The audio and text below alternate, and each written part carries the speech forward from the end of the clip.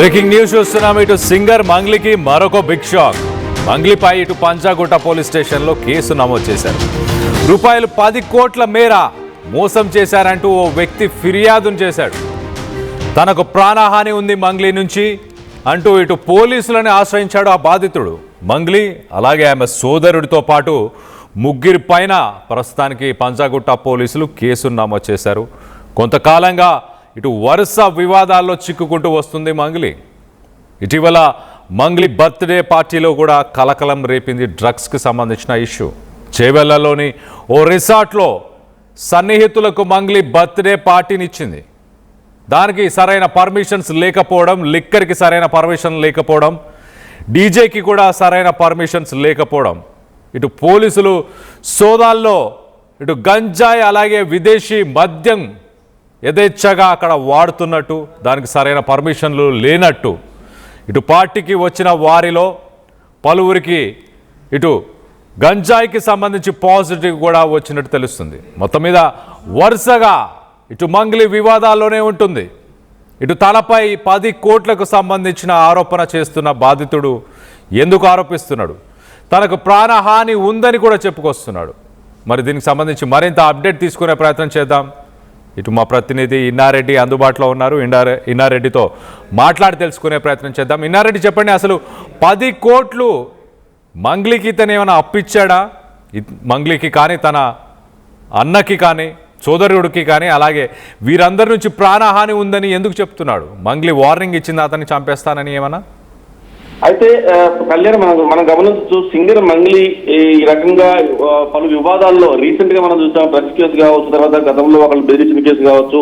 ఇప్పుడు ప్రధానంగా Panjagutta police station లో కేసు నమోదైంది. దానికి 10 కోట్ల మేర మోసం చేశారు. తనకు డబ్బులు తీసుకుని తిరిగి ఇవ్వమంటే చంపేస్తాను బెదిరిస్తున్నారు. అలాగే తనకు మంగ్లీ తర్వాత మంగ్లీ అనుచరుల వల్ల నాకు ప్రాణహాని ఉందని చెప్పేసి కూడా ప్రస్తుతం పంజాగుట్ట పోలీసులు ఆశ్రయించడం జరిగింది. ఈమె కాకుండా ఈమె సోదరుడు కూడా పలుమార్లు తనకు ఏమైతే ఫైనాన్షియల్ గా తను ఇవ్వాల్సిన డబ్బులు, గతంలో ఒక ప్రాజెక్ట్ గురించి వాళ్ళు తన దగ్గర డబ్బులు తీసుకున్నారు. తర్వాత డబ్బులు తిరిగి ఇవ్వమని చెప్పేసి అంటే మంగ్లీ తర్వాత మంగ్లీ సోదరుడు ఇద్దరు కూడా తనను చంపుతాన్ని బెదిరిస్తున్న పరిస్థితి మనం చూస్తా ఉన్నాం. చూస్తే మన గతంలోనే ఈ డ్రగ్స్ వ్యవహారంలో కూడా మంగ్లీ ఉందని చెప్పేసి అంటాం. తర్వాత ఈ బర్త్డే పార్టీలో డ్రగ్స్ వ్యవహారము మర్చిపోకముందే మరోసారి పంజాగుట్ట పోలీస్ స్టేషన్ లో ఆమె బెదిరిస్తుంది. తర్వాత మంగ్లీ తమ్ముడు వల్ల తనకు ప్రాణహాని ఉందని చెప్పేసి కూడా ప్రస్తుతం ఫిర్యాదు చేయడం జరిగింది. ప్రస్తుతం మాత్రం పంజాగుట్ట పోలీసులు కేసు నమోదు చేసుకుని దర్యాప్తు చేస్తా ఉన్నారు. కళ్యాణ్, అయితే ఇన్నారెడ్డి, ఇటు తన వెనక ఎవరైనా రాజకీయ నాయకులు ఉన్నారని చెప్పుకొచ్చే ప్రయత్నం చేశారు. ఈ బాధితుడిని చంపేస్తానని ఇటు మంగ్లీ కానీ మంగ్లీ సోదరుడు కానీ చెప్తున్నారా? నిజంగా వెనకాల ఎవరైనా బ్యాక్ డ్రాప్లో సపోర్ట్ చేసే వ్యక్తులు ఉన్నారా? వాళ్ళ పేర్లు ఏమైనా ఇటు మంగ్లీ కానీ మంగ్లీ సోదరుడు కానీ ఏమైనా వాడినట్టు తెలుస్తుందా? బాధితుడు ఏమంటున్నాడు? అయితే ప్రస్తుతం అయితే మనం చూడొచ్చు, ఈ పంజాగుట్ట పోలీస్ స్టేషన్ లో నమోదైన కేసు వ్యవహారంలో 2 అంశాలు ప్రధానంగా ఆయన ఫిర్యాదులో పేర్కొనడం జరిగింది. రావాల్సిన డబ్బులను అడిగిన క్రమంలో మంగ్లీ తర్వాత మంగ్లీ సోదరుతో పాటు మరొక వ్యక్తి మొత్తం ముగ్గురు తనను బెదిరింపులు పాల్పడుతున్నారు. చంపేస్తాము, నేను కనుక చంపేస్తే మాకు తర్వాత మీకు డబ్బులు కట్టాల్సిన అవసరం ఉండదు, నువ్వు అని చెప్పారు. కూడా కొంత దారుణమైన భాషా పదప్రయోగించి తనను దారుణంగా ఈ రకమైన వేధింపులకు గురి చేస్తానని చెప్పేసి కూడా బాధితులు చెప్తున్న పరిస్థితులను చూస్తా ఉన్నాం. ప్రస్తుతం మాత్రం పంజాగుట్ట పోలీసులు దీనికి సంబంధించి ఎవరైతే మంగ్లీ మీద కేసు నమోదు చేశాడో దీనికి సంబంధించిన సాక్ష్యాలను కూడా సేకరించి మంగ్లీని కూడా పిలిపించి విచారించే అవకాశం కనిపిస్తా ఉంది. మరి చూడాలి, ఆల్రెడీ మీడియాలో స్క్రోల్ అవుతుంది కాబట్టి ఖచ్చితంగా మంగ్లీ స్పందించే అవకాశం ఉంది.